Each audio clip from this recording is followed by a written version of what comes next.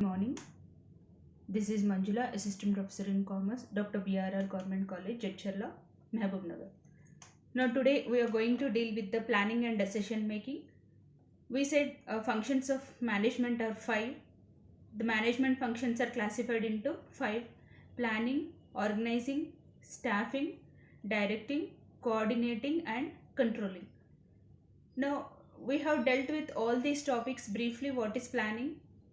What is organizing, directing, coordinating, and controlling? Only definition part was discussed. Now we'll see in detail what is actually planning and how it helps in decision making. Now, being a illiterate person, he'll also be knowing what is actually planning. Take for example, if there is a farmer, before he is going into the field, he will arrange all the necessary implements which are necessary for agriculture. What are the instruments that are necessary for agriculture? All will be arranged by the farmer before going into the field. Without having knowledge about planning only, he is implementing planning part in his work. So he doesn't know that he is planning for his work, but mentally he is making a plan for his work. So planning is done in everywhere, whether it is in our own occupation, or whether it is related to a function performed in the family, or whether it is related to the studies of the children, or whether it is related to the individual person. Everywhere planning is there. Now, without planning, it is important to do the things in a successful manner is very difficult, which can be done without planning. Now, if we see, planning is an all pervasive and fundamental function of management. So, the most important and the fundamental function of management is planning.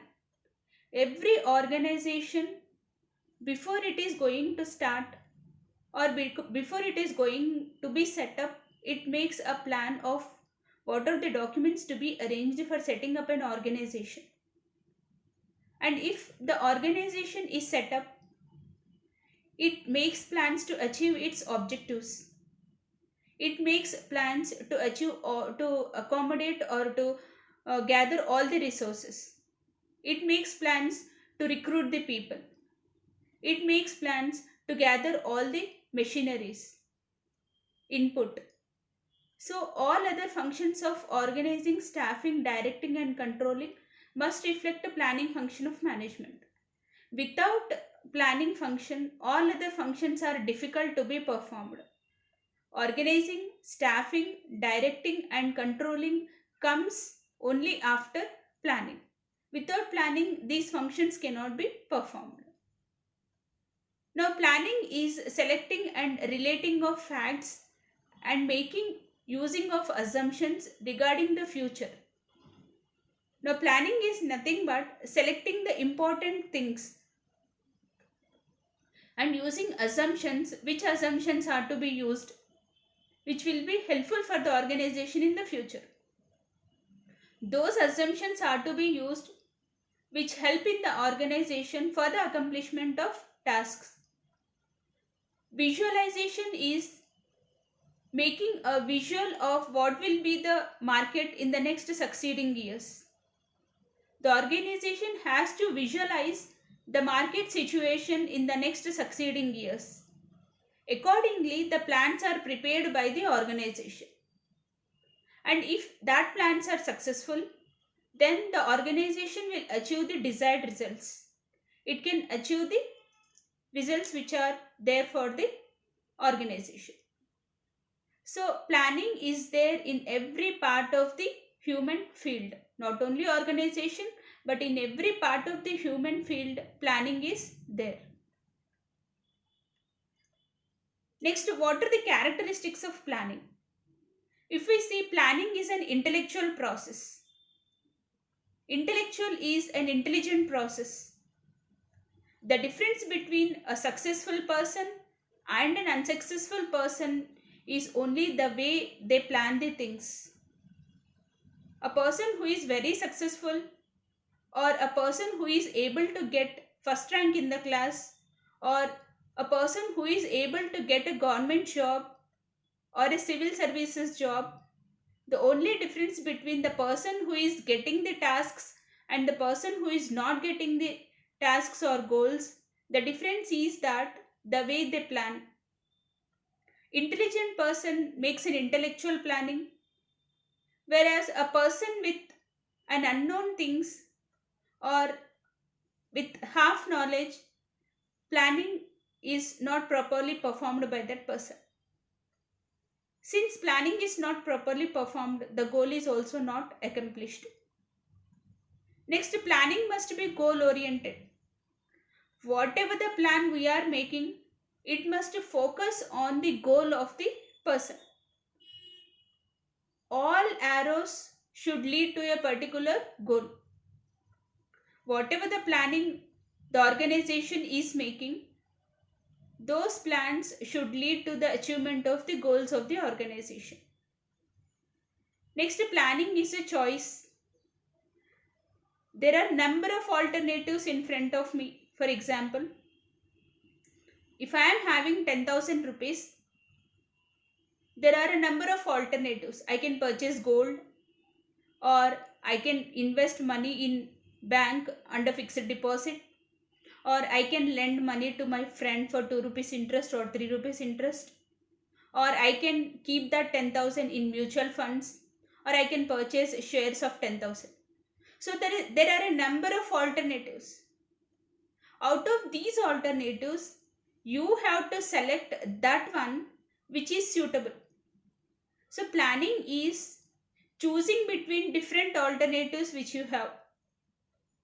That 10,000 which gives you more satisfaction, or where your goal can be achieved, in that only the 10,000 has to be invested. So planning is a choice. Next, planning is a continuous process. Now, if a person want to achieve a goal, planning should be continuous. For example, if a person is preparing for quarterly exam, he should plan for that quarterly exam. Once that is finished, he should plan for half yearly exam. Once that exam is finished, he should plan for his pre-finals exam. If that is also finished, he should plan for his annual exam. If that is also finished, he should plan for his future. So it is a continuous process. If one thing is achieved, the next step comes where planning is necessary.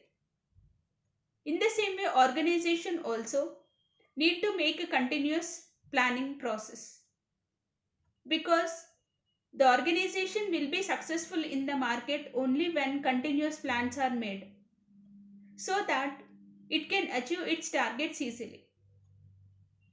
Next, planning must be flexible.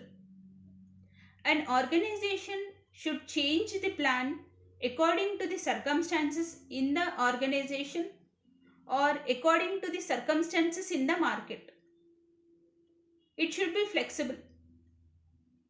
Now, for example, if I have planned to go to a trip today, but because of worst conditions of weather and because of unavailability of tickets, I may change the plan and I may go in the next week. So planning should be flexible. In the same way, organization also. It should plan in such a way that it should be flexible. Next, planning is forward looking. Always planning should foresee. It is on the foreseen part. So planning should be done in such a way that it should be able to look in the forward situation. What is going to happen in the future? Those things should be covered under planning. So these are the important characteristics of planning. It is an intellectual process. It must be goal oriented. It is a choice between a number of alternatives. It should be continuous process. It should be flexible according to the changing circumstances. And planning is forward looking. Next, what are the important things that are to be considered while planning? Before making a plan, clear objective should be there. Why planning is done actually? For what purpose planning is done? And what are the goals that are to be achieved by this planning? All these things should be analyzed before making a planning. Next, proper understanding. Whatever the plan that has been made, it should be understandable by all the people in the organization. Only superior understands the plan and subordinates does not understand, then it is difficult for the objectives of the organization to be achieved. Because ultimately it is the subordinates who will be working for the organization. So whatever the planning that is made in the organization, it should be understandable by all the people in the hierarchy, from top to bottom. Everybody should understand the planning process. Next, planning is comprehensive. It should be comprehensive. It should be elaborate so that there are no doubts to the employees. Next, flexible. The most prerequisite of planning is it should be flexible. Because sometimes whatever the plan made by the superior may not be that much favorable for the employees. So if employees oppose such type of planning, then the management should be in a position to change that plan. It should be flexible. Planning should be flexible. For example, government has planned to start the factory at 7 o'clock. That is from 7 to 2 or 3. First shift. But the employees are opposing for coming to factory at 7 o'clock. Whatever the plan that has been made by the management to open the factory at 7 o'clock may not be successful because employees are opposing it.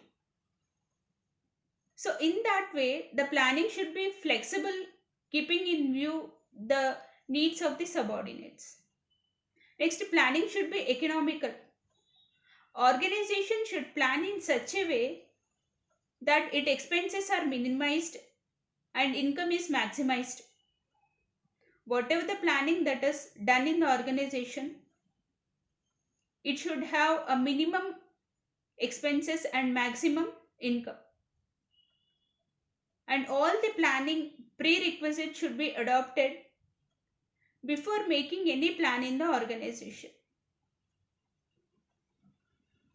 Before a plan is done, the manager has to keep in view the objectives, the flexibility, and the economical conditions of the organization. Next, what are the advantages of planning? Planning helps in achievement of the objectives. Now, I already said what is the difference between a person who is getting a civil services job, or a person who is getting first rank in the class, or a person who is not able to achieve these targets. The main difference is the way they plan. A person who is successful is able to plan intellectually, and a person who cannot achieve his goal is in a position that he is not in a proper planning way. So the main important aspect of planning is it should be able to achieve the objectives of the organization. Next, to coordination. Now, a planning should be done in such a way that there should be coordination between the employees.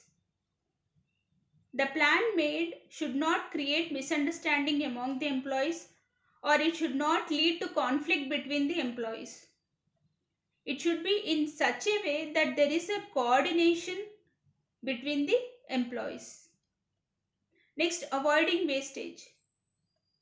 The planning so framed should be able to avoid the wastages in the organization. Now, if wastages are avoided, it naturally leads to decrease in the expenditure and increase in the income. Now, if I am planning to send goods through airways to the other country, then it is a costly affair. If time permits for me to send the goods through ship, then it is cheaper than airways. So, according to the situations, if there is a time and if it is safe, then the goods can be transported through ship than through airways. So, planning should be done in such a way where there is avoiding wastage, it should be avoided. And where there is necessary for expenditure, then the expenditure should be incurred. Next, control. Whatever the planning that has been made by the organization, it leads to control in the organization. People work according to the planning standards set by the organization. Whatever the planning standards set, according to that standards only, people work in the organization.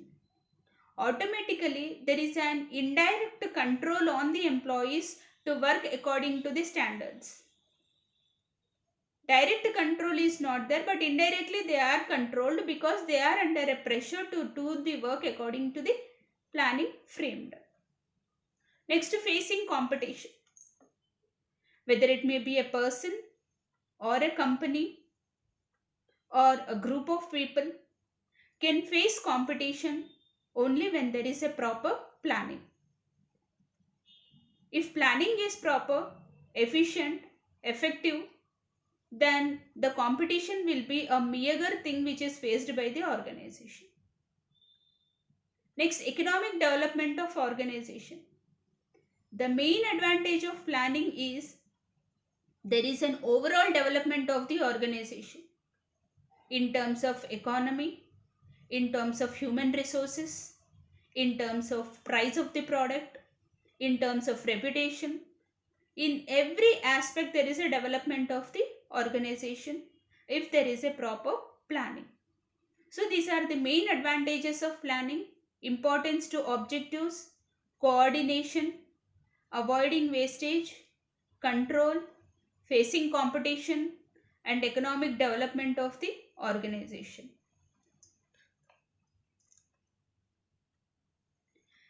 For every aspect, there are both merits and demerits. Now, in case of planning also, it has its own limitations.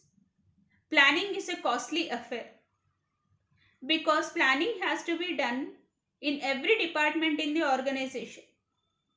It may be a production department, sales department, finance department, or marketing department. In everywhere, planning has to be done.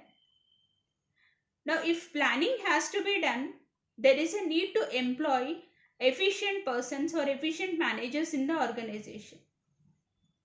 Now, appointing these efficient managers is again a costly affair to the organization.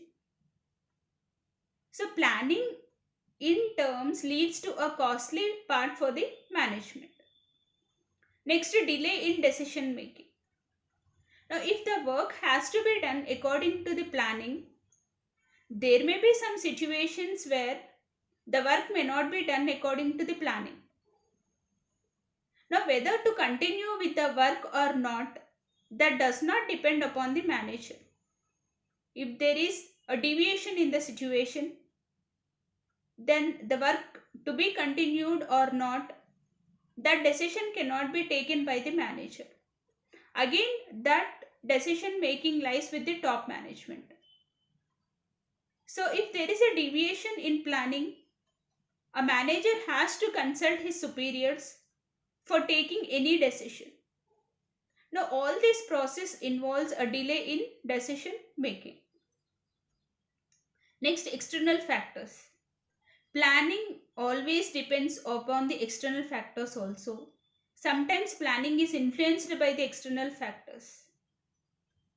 Now, if there are floods outside and the employees are at far off places where transportation facility is not available in this flood situation, we cannot force the employees to come to the organization in that flood situation. Now, if that employees does not come for 3 or 4 days due to floods, the work may not be done according to the plan, or work may not be going according to the plan. So, if planning is to be implemented, then there should be favorable atmosphere of external factors also. Some way external factors also influence the planning. Next, resistance to change. People sometimes resist to change. They want the old things to be done. They don't want to learn new things, or they don't want to install a new machinery, or they don't want to hire the people from outside. So sometimes people resist change where it is difficult to implement the planning process. Next, inefficiency of staff. If staff are inefficient, staff may be two, the superiors and the subordinates. If the superiors are inefficient, then they cannot make the work done according to the planning. If subordinates are inefficient, then they may not do the work in the organization. So inefficiency sometimes may not be so favorable for the organization, wherein the work may not be done according to the planning. So these are the limitations of planning. It is a costly affair, delay in decision making. External factors also influence the implementation of planning. People resist to change, and planning depends upon the staff also. Next, what are the steps in planning? There are 5 steps in planning. Before going to plan any aspect, a manager or an organization has to see in the different 5 steps which are there. First one in planning is setting objectives. Whatever the objectives are there, that has to be set. For example, if a company wants to achieve 50,000 units target within 1 month, then the objective of the company is producing 50,000 units within 1 month. That is the objective. Company has to produce 50,000 units within 1 month. Now, once objective is set, what are the different alternative strategies available?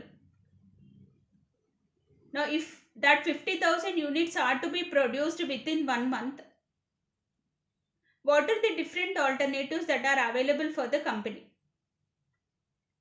so that 50,000 units are produced? First alternative is implementing shift system in the organization. It will be running for 3 shifts, every shift 8 hours.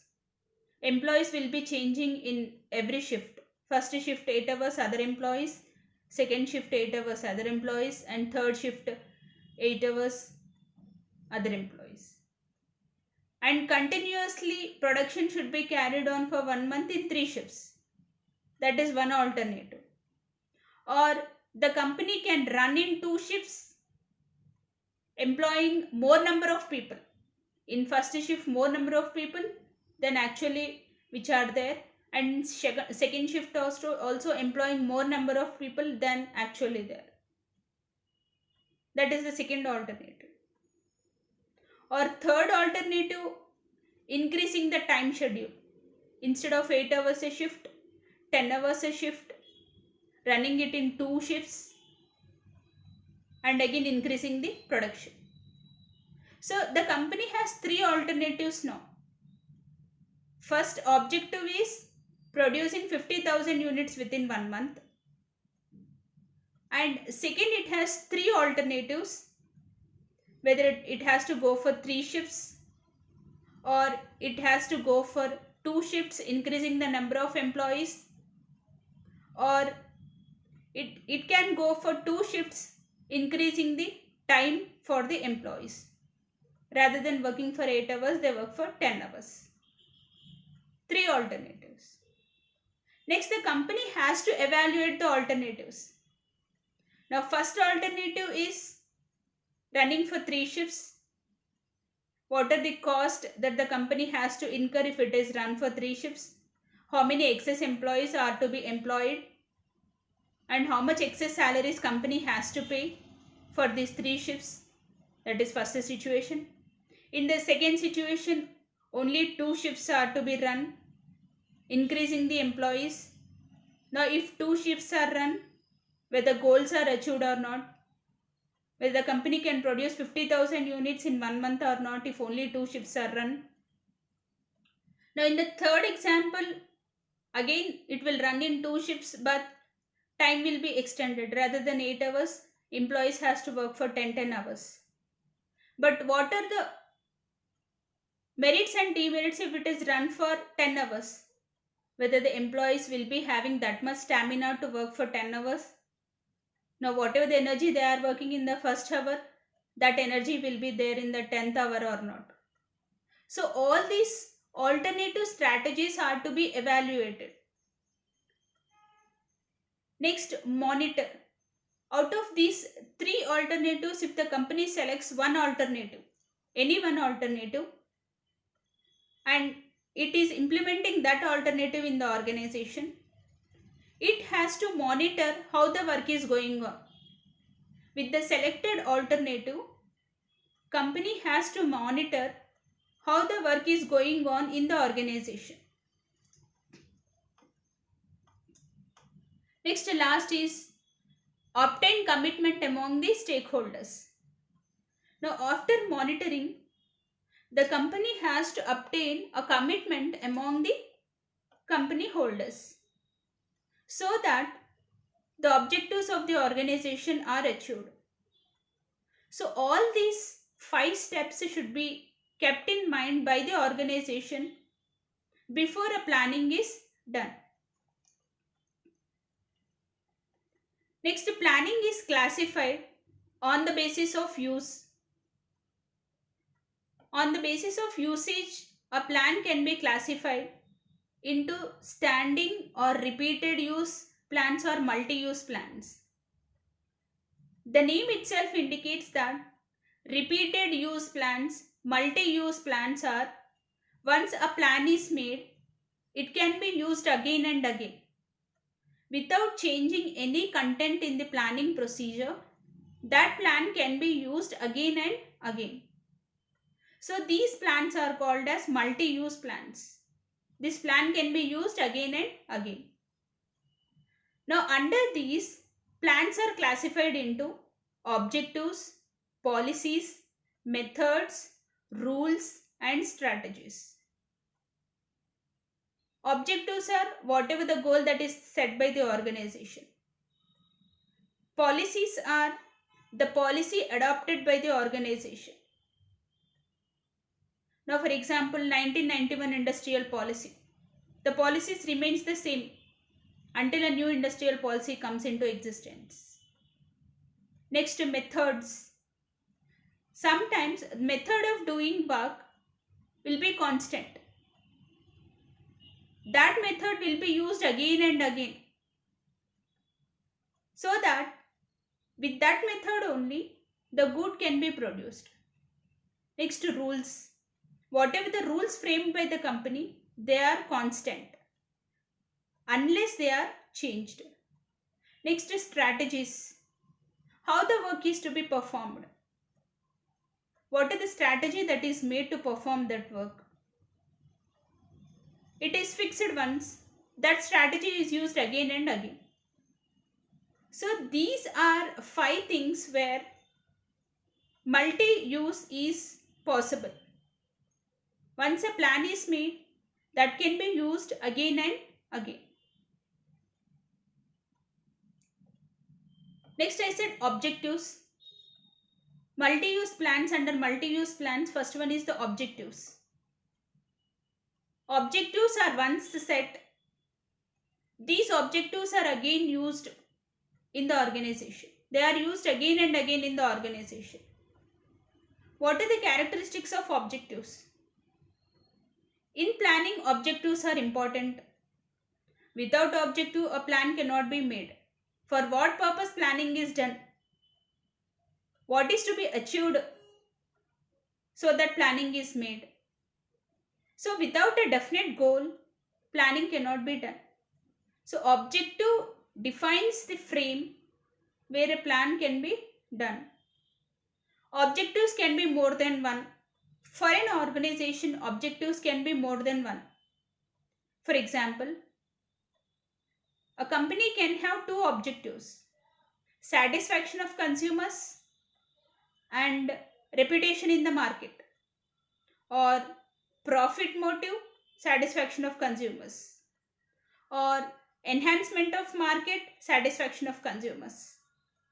Like that, a company can have more than one objective. Next, hierarchy of objectives.